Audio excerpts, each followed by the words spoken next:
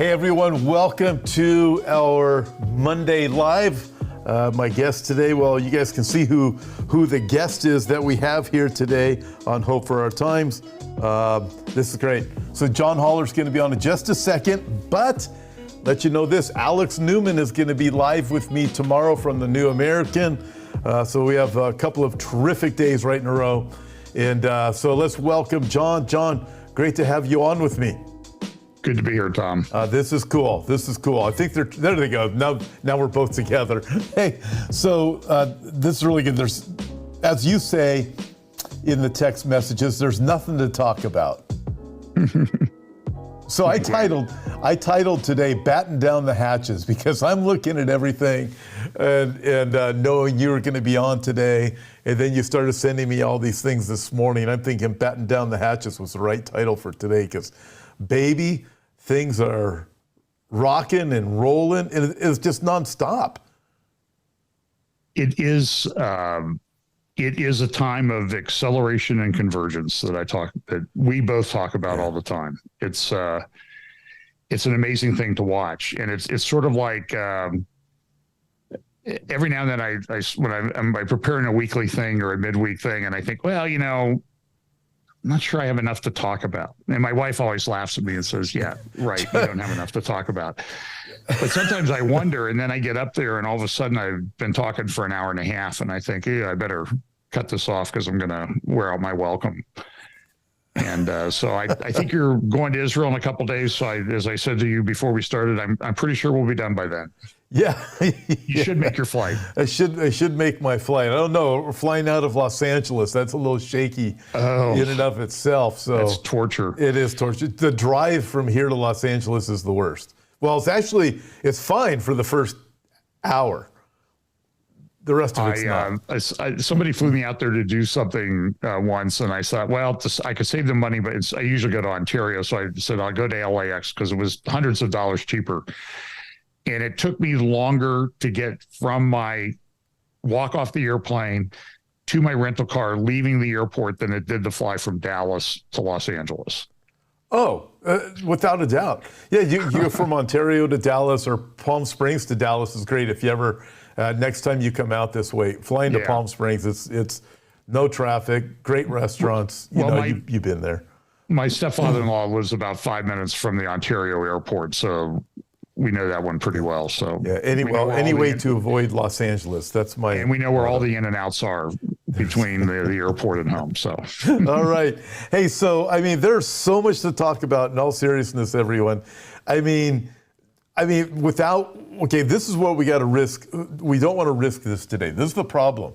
Is coming across like a couple of conspiracy nuts that went out on a fringe, because there's just some things today that you look at that we want to present things accurately.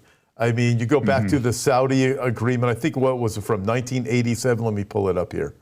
You're talking about the London Agreement? The London Agreement, 1987. So involved in this, okay, you can correct me if I'm wrong. King Hussein from Jordan, right? Shimon Peres. He was the foreign minister of Israel in 1987. Yep. Okay, then you have, let's see, the Zayed al-Rifai, is that correct? Jordanian.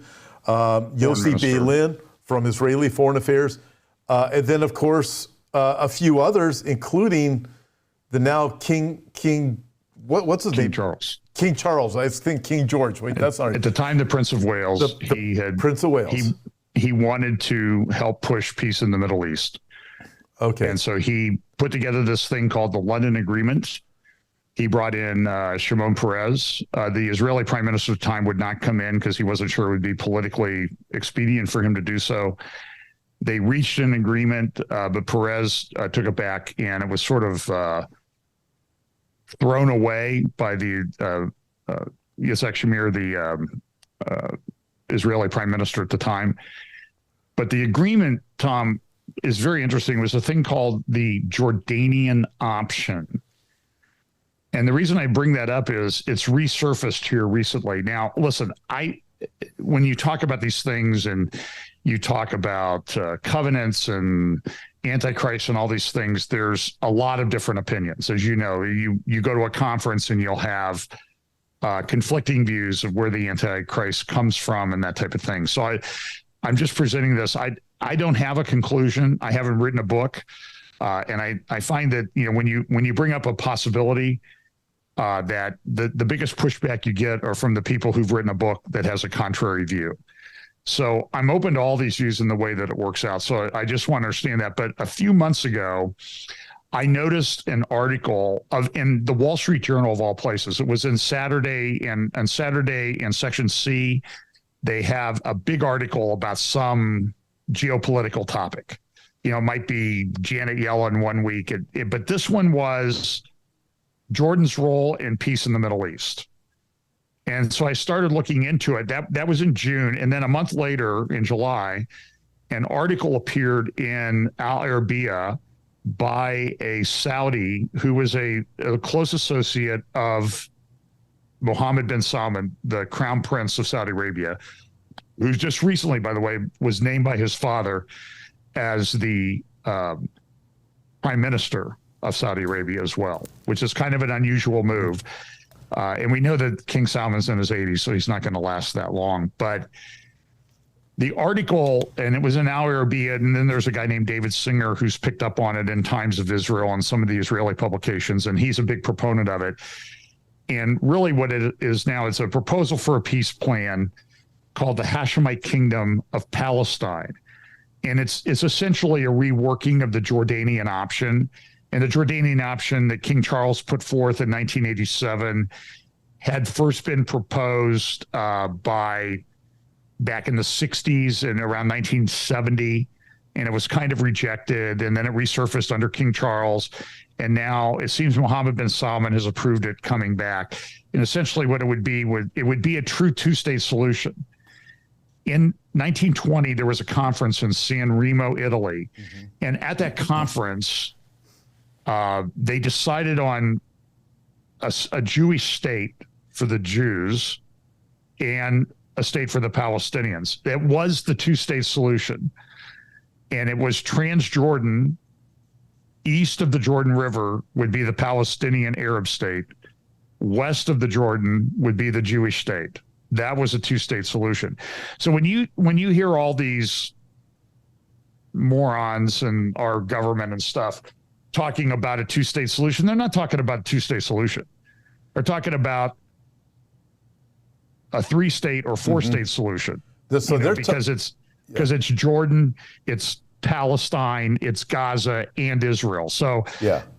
So their nomenclature is completely off. Yeah. So for clarification for everybody watching, what you're saying at San Remo is basically if you were to take the borders of Israel right now, and assuming they include Gaza, the West Bank, the Golan Heights, that was correct. San Remo. Everything east of that was Jordan, Transjordan. It was called the Hashemite Kingdom of Transjordan. So that was the two-state solution. So what they're really saying now is they're cutting up more of Israel, is what they really want to do, which has happened since, the Balfour Declaration, the British Mandate. You start looking at all of it, and Israel has just consistently been shrunk. Even with San Remo, they still had the two-state solution, but it isn't what they're talking about today.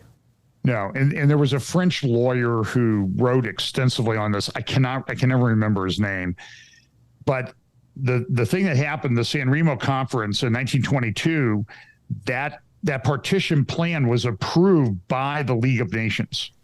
So on an international law basis, the only thing that's ever been agreed to by the international community and never really overturned was this division of the land between Transjordan, east of the Jordan River, and Israel, west of the Jordan River to the Mediterranean back in 1922.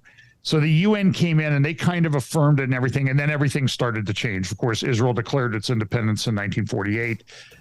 There was immediately a war, and then things got divided and that type of thing. But you're going to Israel, and by the way, so in 1987, when they did this London Agreement, brought about by meeting by Prince Charles, then the Prince of Wales, now King Charles III.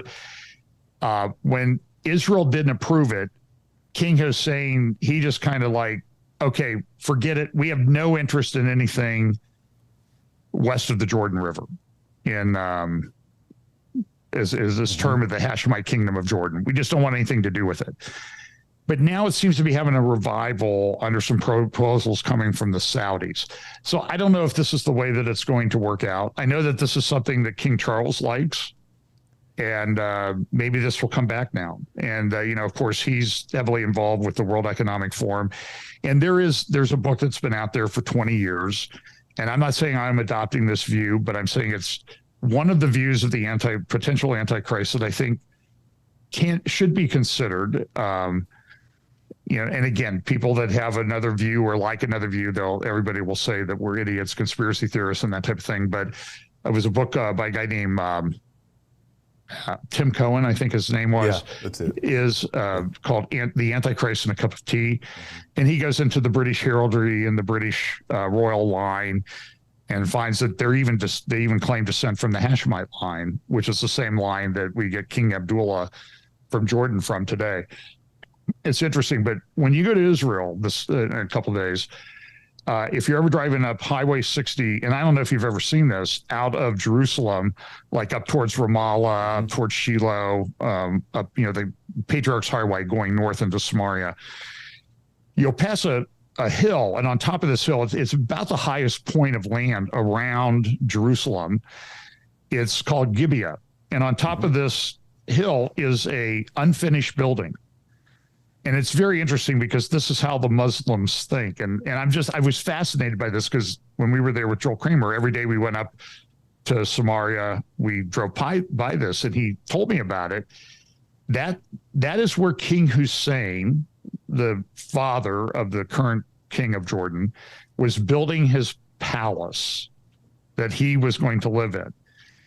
And it's symbolic. It's never been finished. So when he abandoned the London Agreement and said, we have no more interest in the West Bank, all the construction on that palace stopped. And you see the steel superstructure there today. But that palace is built at Gibeah. And what's Gibeah? Gibeah was the capital of the tribe of Benjamin. That is where Saul was from. So understand the symbolic nature. This is what Muslims do, is they build on your place as a statement. So this statement is, Israel, this may be where your first king came from, but this is where I'm building my palace.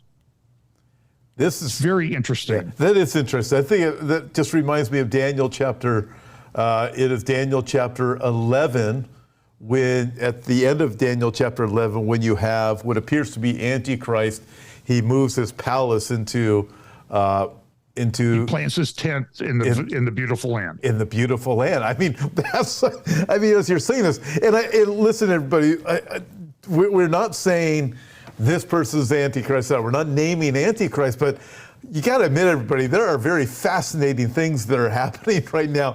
And John, you told me that story off camera one time before, and it stuck in my head.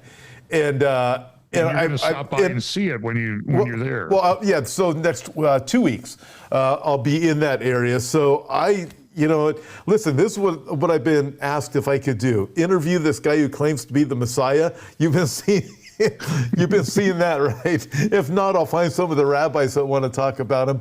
But this, you look at this and go, and this palace in Gibeah, not only that was connected with this agreement, with these people involved with the Hashemite kingdom, which is now having a resurgence. I don't know if I should laugh about this or be amazed. it's just so, it's like, this is amazing. Yeah. This is really weird stuff. Yeah. And you sort of layer it into with King Abdullah, who was sort of went to the UN and was sort of spouting blood libels against the Jewish people about the Temple Mount, and you see these Muslim publications, and it's Arab news. It's all the Muslim publications. I read Al Akbar, every day, which is the Hezbollah supported newspaper in Lebanon. It's a kind of a pain to go through and translate it. There's also Hezbollah supported media that I look at every day. And but understand that, King Abdullah, when he talks about I'm the keeper of the holy places, which is Jerusalem, the city, and he always says this in his speeches. I've seen him say it in Russia. I've seen him say it at the UN. I protect the holy sites of the Christians and Muslims in Jerusalem. But he never mentions the Jews, never mentions them. And so when you go today to the Temple Mount, and this is always a controversial thing, I believe the Temple Mount is the area where the first and second temple stood, Solomon's, and then the second temple built and then remodeled by Herod. And I think this is the place. But you go to the place where the Orthodox Jews believe this is the site of Solomon's temple. And I don't know if you've ever been in it, but we were there back in 1995, and you could still go inside the Al-Aqsa Mosque, and you could go inside the Dome of the Rock. And inside the Dome of the Rock, there are panels that have sections of the Quran on them, and they're probably the oldest existing quotations of the Quran on the planet that are on that place. And there it says, God has no son, is one of the panels says. That's on the inside. So, very symbolic. Correct? Yeah, that's inside the Dome of the Rock. Yeah, I was watching, actually, it's not a coincidence, but I was watching Joel Kramer last night. Okay. And he was, friend. I can't wait to meet him. And he was talking about the inside of the dome. Now you can only see videos that have been taken by someone else there or something like that. Mm-hmm. Can't get it now. But so many fascinating things. And I want to come back to some of these because we need to. Here's this Can I just story. say one thing, by the way? Please. If you want a book that I think is one of the best books on archaeology that sort of brings it down to the layman level, Joel has a new book out. I think it's part one of a series that he's going to do eventually. It's called Where God Came Down. I would highly recommend that you go and purchase that book. I don't recommend a lot of books, but that one I think will change your life. I would say Joel Kramer, watching his videos on YouTube is you're going to be blessed by watching The it. channel is Expedition Bible. Yeah, he has that one. He also has the ones that Eric Johnson has been posting for a long time. Right. It's good stuff. You're going to be blessed. Okay. This is out of World Israel News, and we're not going to stop here because I got to ask you about the FII and the Saudis and Davos World Economic Forum. But this ties into what you're saying with what we're talking about with everything else. World Israel News, Judea and Samaria won't be part of Israel, not worth investing in, says the labor leader. That, just real quick comment on that. Then we got to look at the Saudi stuff because this is... Okay, so I don't remember her name, but she's part of the Meretz party, head of the Meretz party. And then there's elections, I think, next week, a week from tomorrow in Jerusalem, November 1st. So that'll be kind of an interesting time to be in Israel. And so she's a crazy lunatic leftist, okay? But it's kind of interesting because here she is coming out and she's saying, forget Jews living in Judea and Samaria. Now, I have friends that live in Judea and Samaria. I mean, they're part of the settler movement. They're conservatives. They're Orthodox Jewish believer. They follow Orthodox Judaism. And they believe that this thing tied with the land, particularly the biblical heartland of Judea and Samaria. That's why it's so frustrating when you go over there. Like when we went with Joel, and we went to Shechem, we went to Ai, we went to Bethel, we went to Samaria, we went to Shiloh. And we went to these sites. We were there in May. That's a heavy tourist month. This was one of the heaviest tourist times. 2017 was the 50th anniversary of the 6-Day War when we were there. There was nobody at these sites, Tom. We went to Hebron. We went to Mamre. We went to the Tomb of the Patriarchs. We went to Tel Rumedia. We went to the Herodian. And it was just Pam and Joel and I. We were the only people there, except for a couple from the Netherlands we ran into it at Shiloh. But this is the biblical heartland. And so here's one of the leaders, and she's in this last government. I think she was the energy minister, by the way, who said, by the way, guess what? Last December, she issued a statement. We're not giving any more leases for the exploration of gas in the Mediterranean. For Israel. Because there's enough energy. So and then Ukraine war happened, and what happened? Yeah. And now we have an energy crisis all over the world. So, but it's interesting what she said, and a friend of mine brought this up, and I thought it was a good point. And he said, here she is essentially telling Jews to get out of Judea and Samaria. Mm-hmm. And it's sort of like, that's practice. Because maybe you will now remember the words of Jesus, who said in Matthew chapter 24, when you see the abomination spoken of by Daniel the prophet, get out of town and flee, and flee to the wilderness. And so it's sort of like she's now telling them in advance, you better get out of here. Yeah, and we're going to make sure you leave. Yeah, right. We're going to make sure you leave. So very, very interesting that also the words of Jesus also give us evidence. No, the Jews will be in the area of Judea when this all does go down. But the fact that she said it shows the sentiment that is out there by all those who are anti-Israel. Obviously, she's an Israeli. Her name is Merev Makeli. Does that sound correct? Yeah. Makeli? That sounds. But there are these Jews who are not pro-Jew and not pro-Israel. No. It's interesting, too, if you look at the prophecy of Matthew chapter 24, this is sort of, I was thinking about it one day, and I'm sort of like, well, you know what? This is a prophecy where Jesus, we know, so for thousands of years, for almost 2,000 years, there wasn't a real Jewish presence that was controlling Jerusalem. But now there is. And so now maybe you can understand Jesus says, no, pray when this happens that it's not on the Shabbat. Yeah. Because if you're in Jerusalem on Shabbat, there's no bus service. You know what I mean? So it sort of implies that there's going to be Jewish control of that area at some point in the distant future when this event happens, if you really unpack what Jesus said. Yeah. I find all of this just so fascinating. The conversations that are out there, things like this are happening. Okay, then we take the Saudis and we have the FII and we have all these green plans. Right. That the World Economic Forum, but let's talk a little bit about this. So you have not just World Economic Forum at Davos, the Saudis have their own version along with some others. Yeah, the Saudis have a thing, and I did an update back in June about this, and I talked about a thing called the Saudis and ESG and the Abraham Accords. And so as I was researching ESG, because this seems to be what drives a lot of this insane thing about green energy and carbon credits and that type of thing. It's been adopted by some of the big financial investment houses like BlackRock and others. And it stands for environmental, social, and governance. And essentially it means, clean energy, and we're going to control everything.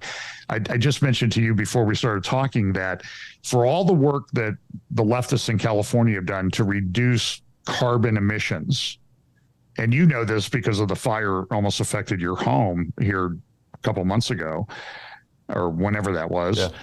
Yeah. Those fires, the wildfires in California this year had more carbon emissions than California was able to reduce in the last 20 years, the fires this year alone. So the whole thing about this green agenda is not about, we're not going to reduce carbon emissions. China just came out and said, we're going to do a lot of coal-fired power plants because we need the power. And it's going to be many, many times more than the California fires this year that they're going to emit carbon. It's about control. They want to control you. So the Saudis have figured out, I think, and the Russians have figured out that if we push this ESG on those stupid people in the West, they'll buy into it under the sort of the Marxist control agenda. And so the Russians have funded left-wing groups on energy, and then the Saudis have this thing called FII Institute, Financial Investment Initiative Institute, and they actually have a conference starting tomorrow in Riyadh. that's going to be talking about the same things that they talk about at Davos, about the same things that the United Arab Emirates that they talk about at the World Government Summit, and that they talk about the fourth big conference that's held. And I kind of got this from looking at what one of the Saudi guys said about FII. He said, this is one of the four great world conference of the elites where we're going to determine things. And the other one, it's St. Petersburg Economic, SPEITH. I can't remember what the last three letters stand for. That's run by Vladimir Putin. And these are the four biggest elite attended conferences of the elites in the world. And they're all sort of pushing the same thing. They're all pulling in the same direction. So if you go to FII-institute.org, you can dig into what they say about ESG. And so when they put out a thing and they talk about ESG, for example, there's a Future Focus 2025 publication of the World Economic Forum that came out in July or August. And I did a word search on there. It's they all put out these great PDF documents, make great graphics for presentations. But they used ESG like 68 times in that document that the World Economic Forum put out. But the FII Institute has been a big pusher of ESG. Now, why would the Saudis and Russians do that? Why do they want people to not develop gas and oil and stuff? Because they have gas and oil and they want to up the price. And so it was at the 2017 FII conference. So this is the sixth one. So that would have been, I think, the first one in 2017. That's when Mohammed bin Salman, then the newly anointed crown prince of Saudi Arabia. When Trump went to Saudi Arabia in May of 2017, Mohammed bin Salman was the deputy crown prince. After that meeting, a few months later, he became the crown prince. And lo and behold, they're now pushing all of these agenda. And he went there at the 2017 meeting and he said, hey, let's have we have this new city we're building called Neon, the line. And you got to look into that. That's just unbelievable. We pulled up those last time, I think it was the time before you were on here. I pulled up some of those drawings that you had, right. Talked about ancient Babylon and the area covered gardens, in Neon. Yeah. It was really fascinating. You mentioned gas, and you mentioned why would the Saudis and Russians do this? They have gas.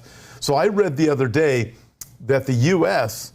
is charging Europe for gas 4 times the amount that Europe should pay or was paying. So yeah, we're sending liquefied natural gas over there. There's a shortage of liquefied natural gas containers, but it just so happens that the guy who negotiated the maritime border deal between Lebanon and Israel, a guy named Amos Hochstein. This is the guy who in December announced the United States is not going to support the East Med pipeline. That leaves Israel one option, liquefied natural gas. But guess what? The United States we had a liquefied natural gas facility near Houston that had a fire, but it's coming back online, and there are 2 new ones opening. And it just so happens that one of these LNG facilities is being done by a company called Tellurian. Go look through the New York Times, the Wall Street Journal, the Washington Post. There are these first full-page articles about this great company called Tellurian. Well, what did Amos Hochstein do? He worked for the Obama administration, but during Trump, he was the executive vice president of marketing for a company called Tellurian that's pushing the liquefied natural gas. So remember when we talked, I was a little bit skeptical, like, why would we do this Nord Stream pipeline? Why would we have damaged that? Why would we have attacked that?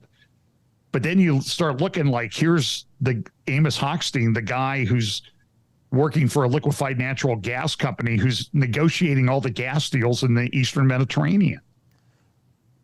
Follow the money trail. And he worked for one of the biggest liquefied natural gas suppliers in the world. And look at how amazing the United States could just step in and supply the gas that they're short on. What a quinky dink. Yeah. Yeah. But it's going to be a problem because there aren't sufficient facilities there in Europe. In fact, there was an article in the Wall Street or Financial Times or someplace talking about the LNG ships are stacking up at LNG facilities in Europe because they can't offload them fast enough, which means that I don't understand this. Europe has big trouble this year on energy. People are going to die. In my mind, I have trouble understanding why they want to do that. I do know why they want to do that, but it just doesn't make sense to me. Yeah, so you have that. Europe, it's looking very bad for Europe in the coming winter. And then there's this coming out of Germany with hospital closures. So they're projecting hospital closures due to healthcare shortfall. Many hospitals in Germany may be forced into bankruptcy. But it's this was due to soaring energy prices and inflation. So, you're looking at it's a whole house of cards. Everything is collapsing. Everything is collapsing. And Europe, it's looking really bad in Europe. I know people from Europe watch this program. I'm looking going, man, I have a lot of people that comment from the Netherlands on here. Well, look, Poland and Netherlands are big agricultural producing areas in Europe. And the Financial Times, I was talking to an attorney the other day. I didn't know if she was a believer. Turned out I said this, and she said, "Oh, I'm so glad to talk to another believer." Because I said I was reading the Financial Times the other day, and it was like reading through the first, chapters of Revelation.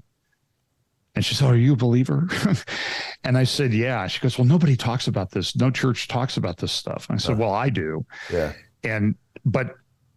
So natural gas is one of the most important components in the manufacture of fertilizer. And the way the seeds are manufactured or brought to market now, GMO seeds, they need fertilizer to unlock their production. So fertilizer is incredibly important to the food chain. So in Poland, they have 6 or 9 fertilizer producing facilities. Every one of them is now shut down because they don't think they're going to have enough natural gas. Wow. All the smelters, all the aluminum, all the iron.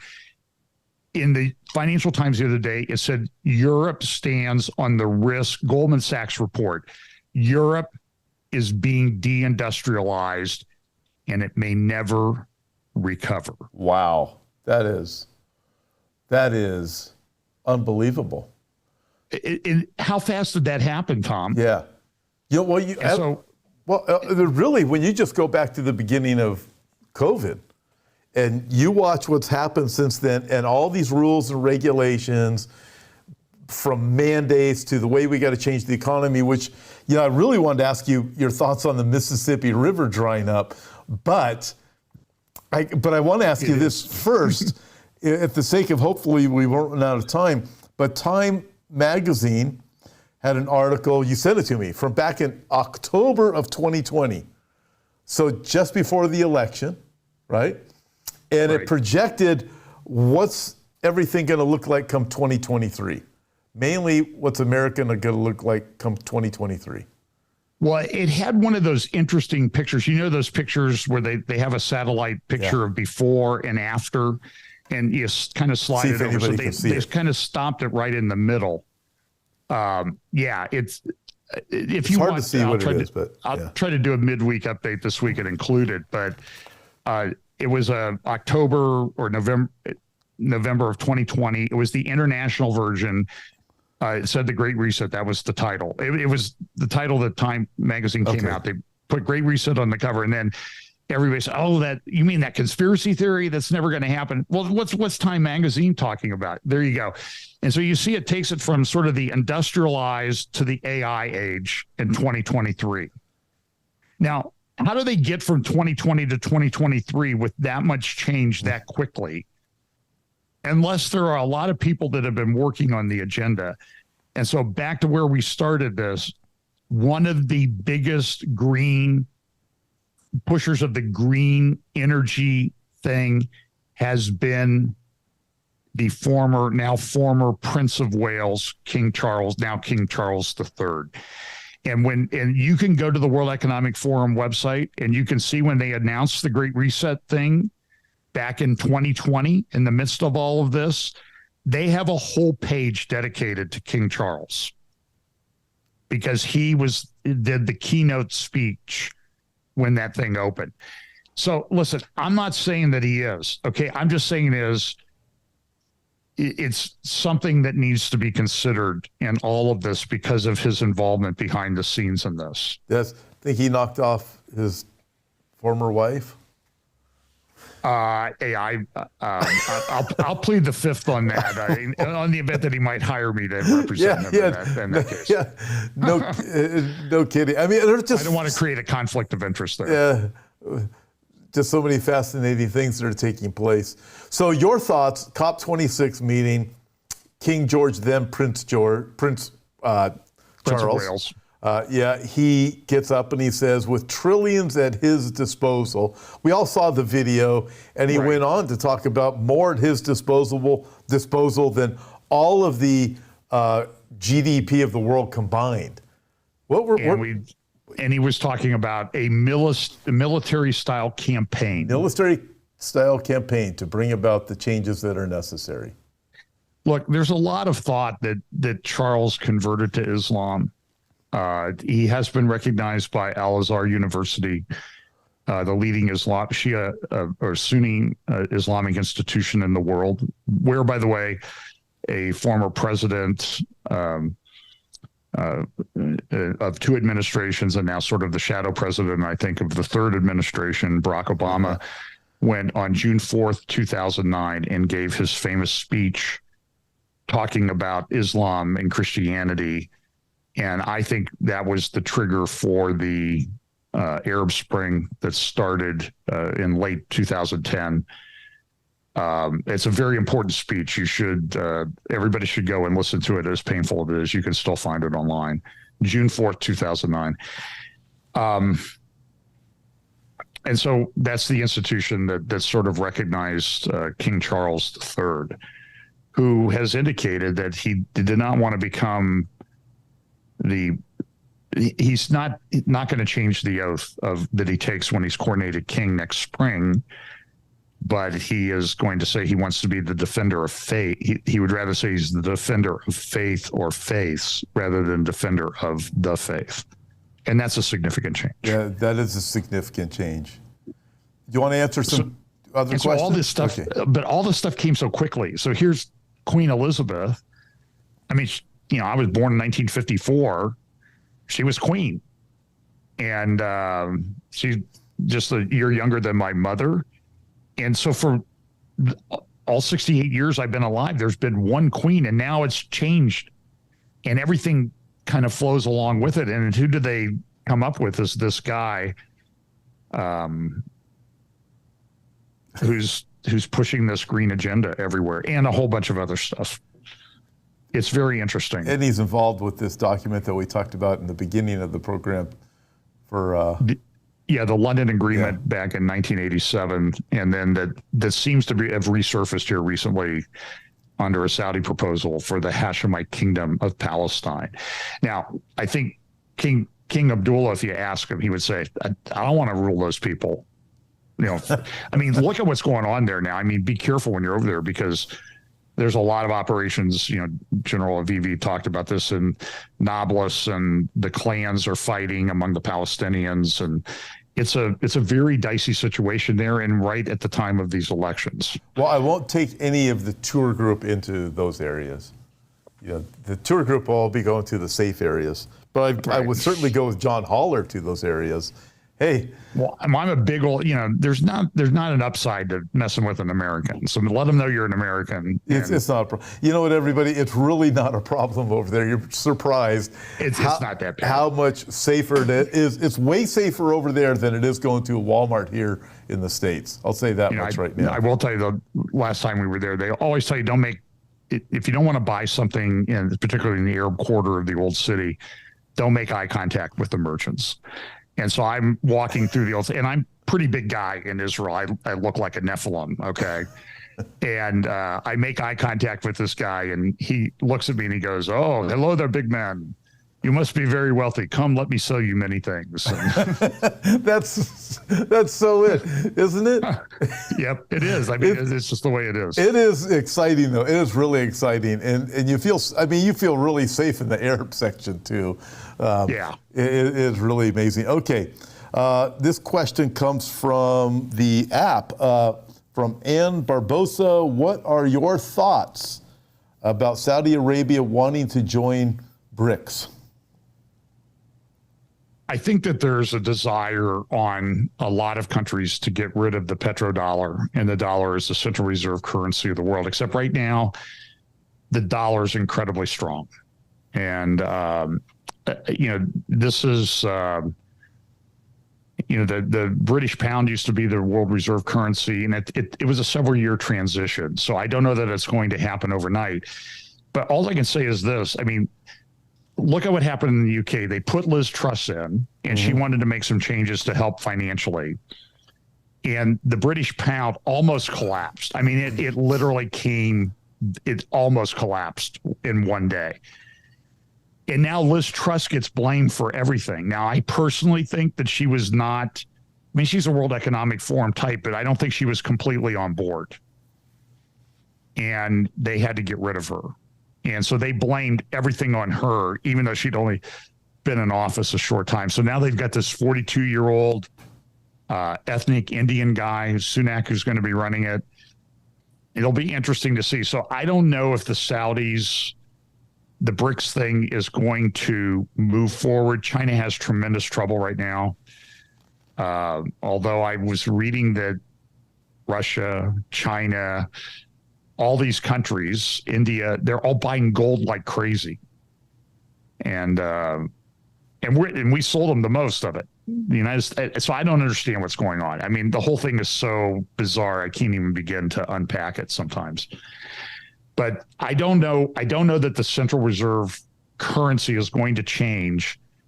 Although there are some guys saying that they want to do it in December, and then I'm also reading that they want to do it next spring, to move everything to a central bank digital currency around the world, to implement those, which will be a big problem. And if you don't think it's a big problem, go look at the video of what happened at the Chinese Communist Party meeting over the weekend in Beijing.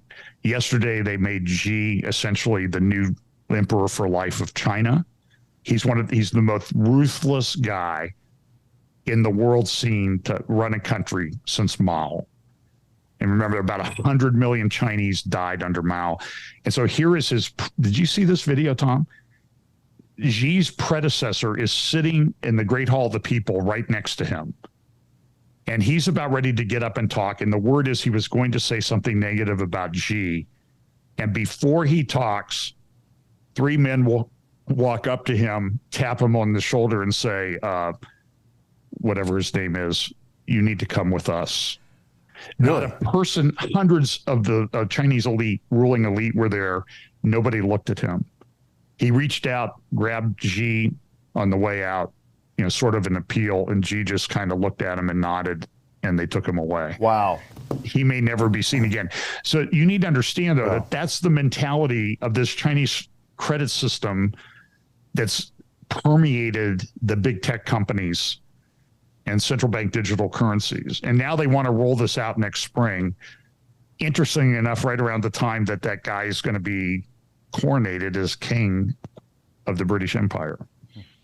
This is fascinating. This person asked, this would be one for you, because you could pull this off. This comes from Ross Anderson. This is great information. Is there an effort to send this over to Glenn Beck or Joe Rogan or one of those guys? That would be you who could do that. You got connections. Yeah, I don't know. I would pray that Glenn gets saved, and Joe as well.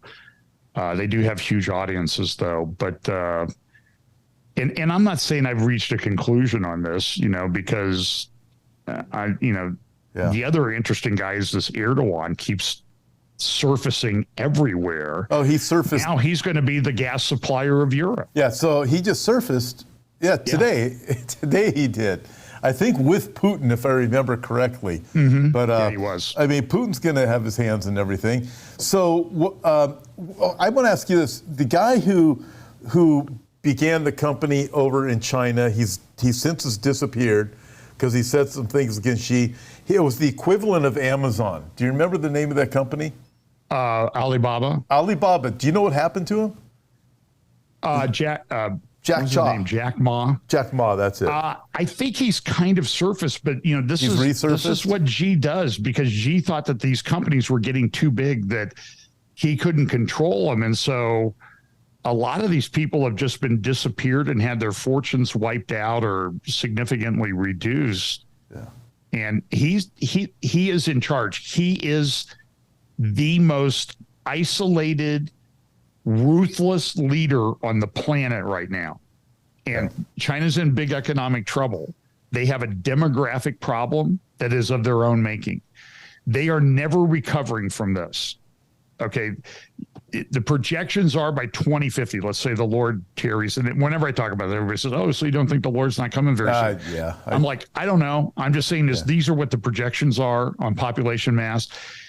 China is dying off. They're redoing their census.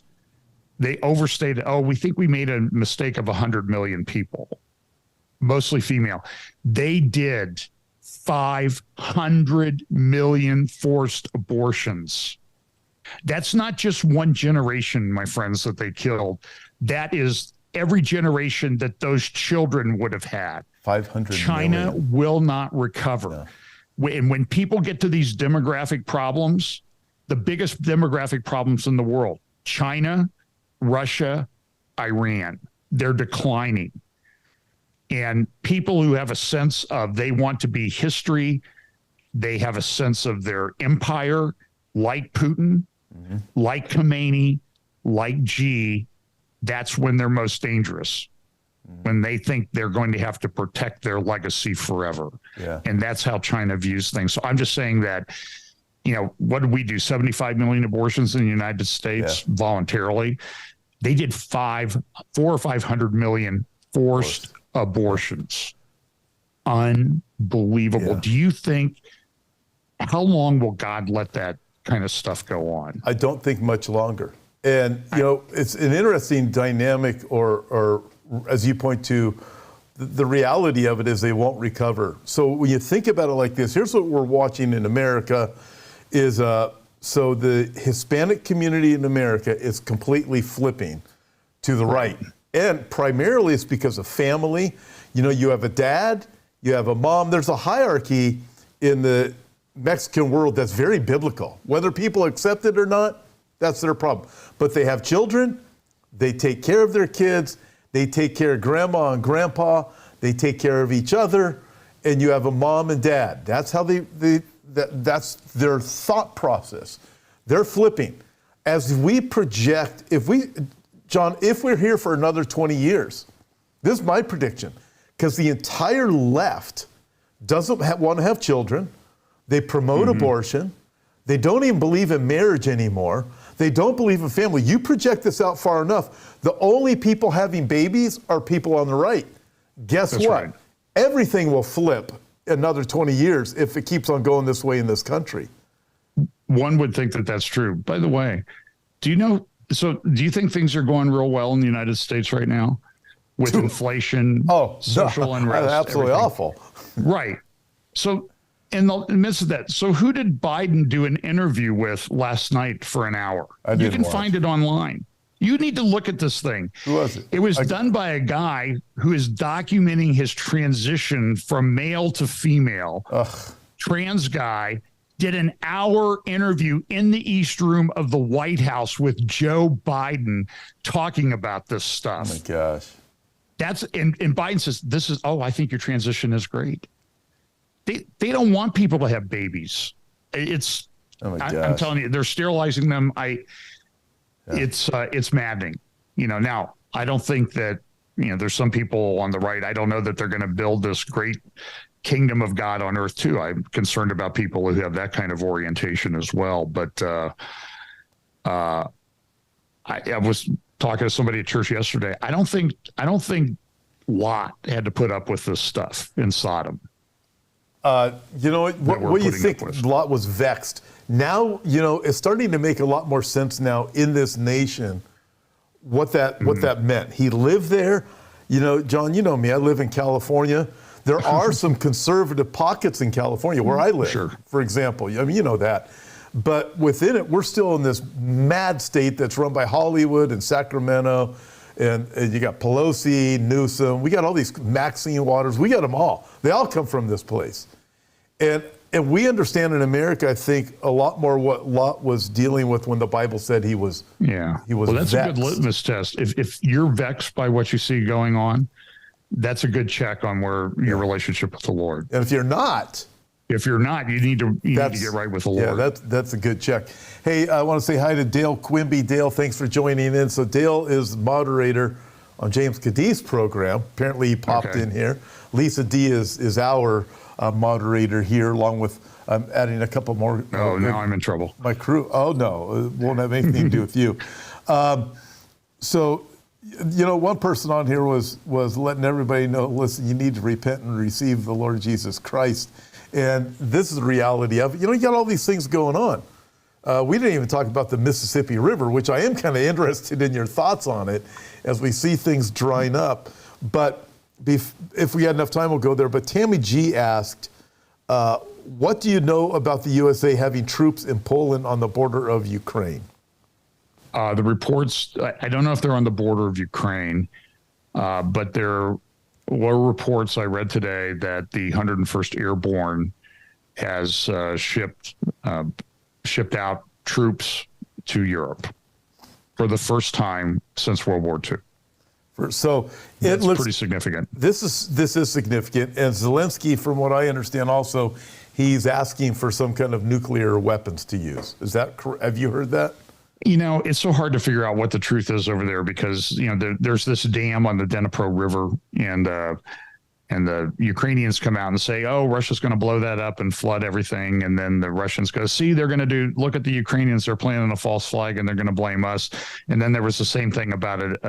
The Russians came out and said that the Ukrainians were going to do a dirty bomb, and the Ukrainians come out and say, "See, the Russians are going to do a false flag with a dirty bomb and blame us." So, it's a state of war. It's the fog of war. I don't think things are going well for Russia. That they would go to Iran to get these drones to use. Now, the drones can be effective, but they're not super high tech. It's sort of like a moped versus a Harley. The Iranian drones, they can terrorize things, but they're effective, but they're not super high tech. Yeah.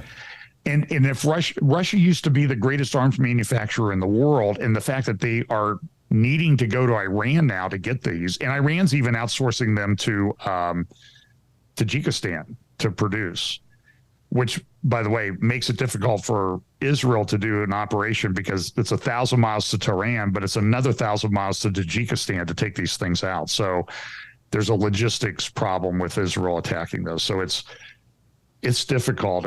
I just think things are not going well for Russia, but I am very, very concerned about the rhetoric and everything that's going on, and the people in charge of our government.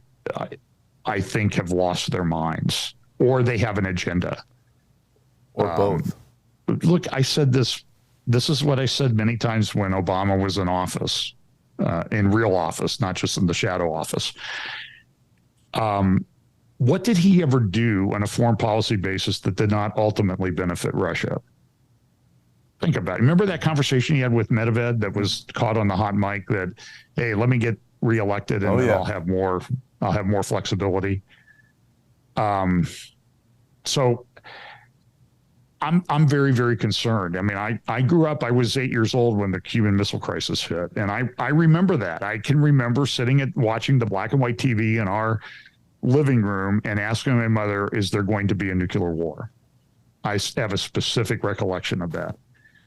And the answer then was, I don't know. I sure don't hope so. And I would say the same thing my mother said. I don't know, but I sure hope it isn't. going to go that way. Yeah. Well, you look at it, you mentioned it appears to you that Russia's they're not winning. What I see is the United States is pouring everything they can into this. But yet, when I read my Bible, this conversation I had with somebody the other day doesn't believe in Bible prophecy, but it's an interesting conversation. They understand world politics and international conflict. And he said, Russia is going to be eliminated. And I said, well, I don't believe Russia is going to be eliminated because of what the Bible teaches. Of course, he just kind of blew me off as being a nut. But, I mean, as you look at things developing, something's got to give here, because I do believe Russia's going to be here up to the Ezekiel 38 battle. So we always talk about Ezekiel 38 and 39, right?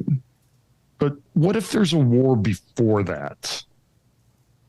And what changes will that make in the way we sort of look at Bible prophecy? Okay. Because I could see a war with Iran coming. Can you hold on one second? I want to ask you about that. But I can already tell we're going to go over, so I got to come back to that. Somebody else is asking something about Queen Elizabeth to you. And so we got a bunch of different questions going on. But I want to make sure I mention this first. Listen, we have, John, you watched this video, Experience Israel's with Erez Hasson. So we're going to start publishing these on YouTube. On the Hope for Our Times, go there. I think you're really gonna like these Experience Israel videos we do. The next one's gonna be in Nazareth. We're gonna have food, John. We're gonna have food at this one at Tishreen 2, which is up on a hill in Nazareth. Place is fantastic, and we're gonna have great conversation too. Falafel is not food, though. No, they don't have falafel at this place. Okay. And so, no, this place is, you'll see the video, but it's called Experience Israel, everybody.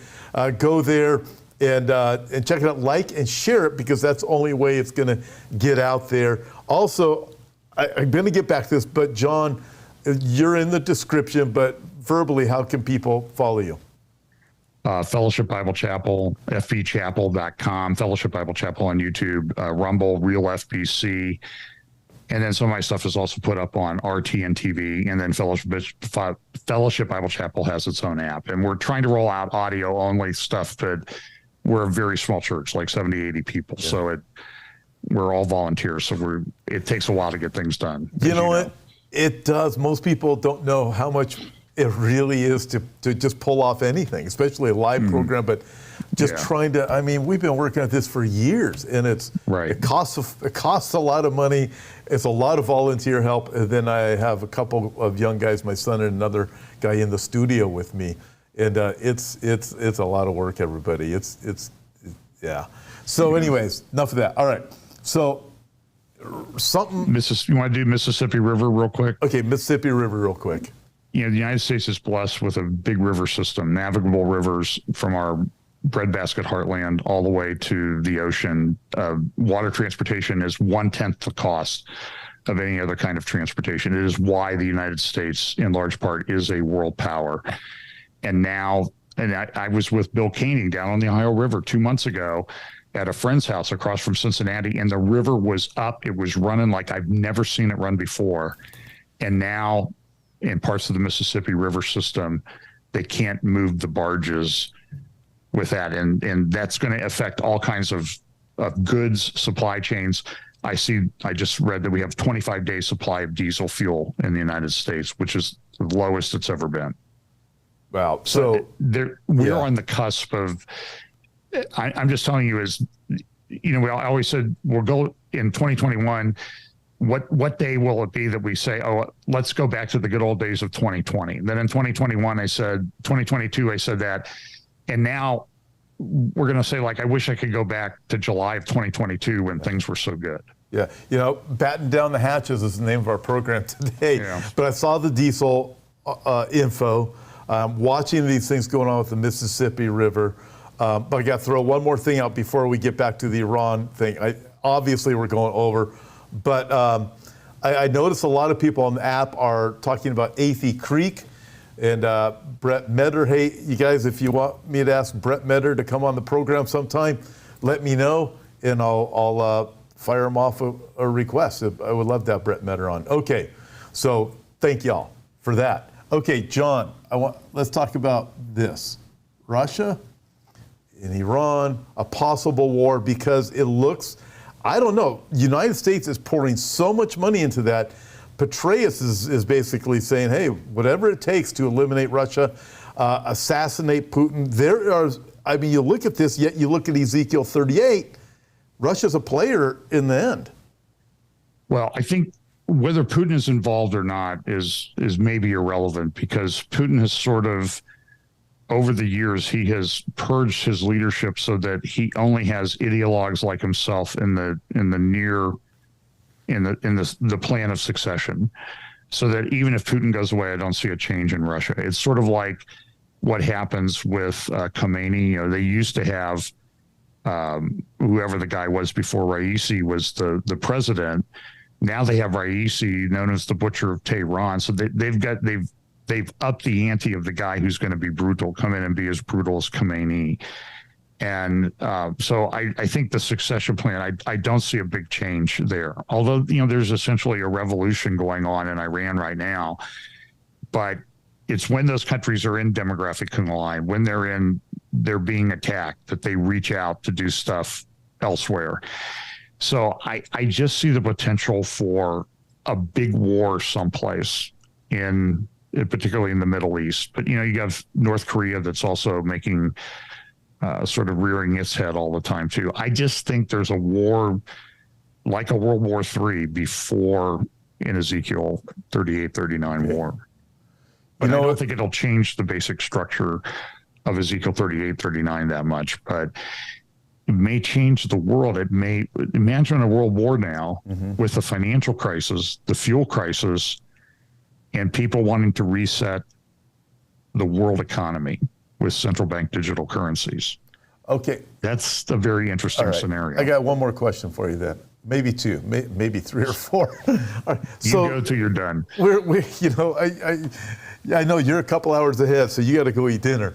But it's half price burger night too. Oh, that's right. I got to remember that. Okay, so central bank digital currencies, on that, things are going that way. We know they are. They've got to go they've got to get the CBDCs. We know that.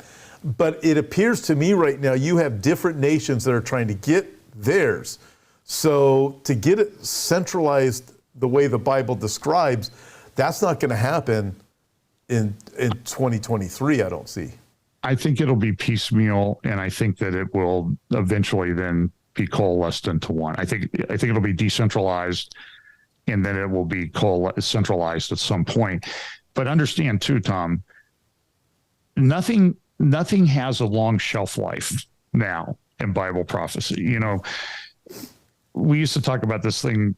I was at your church 5 years ago, and we were talking about things, and it was all kind of like theoretical at the time. Now it's like in the real world.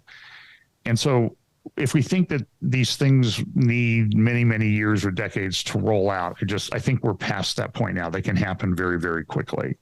And that's part of the acceleration and convergence that we talk about. Great. John, it's great having you on today. I have a lot more to ask, but I'm going to hit you up from Israel. I'm going to listen, if you have anything you want me to take pictures of, video of, when I'm in the area of the Karish gas field up there in the north, let me know. And get some pictures of the boys. I will send, I'll tell you what, Monkey's going to be with me. I'll probably do a short from there so I can get it posted right away.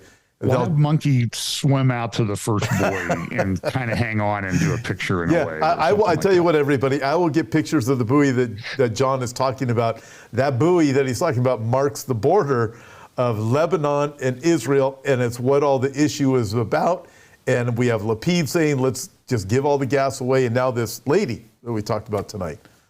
From Moritz. Yeah.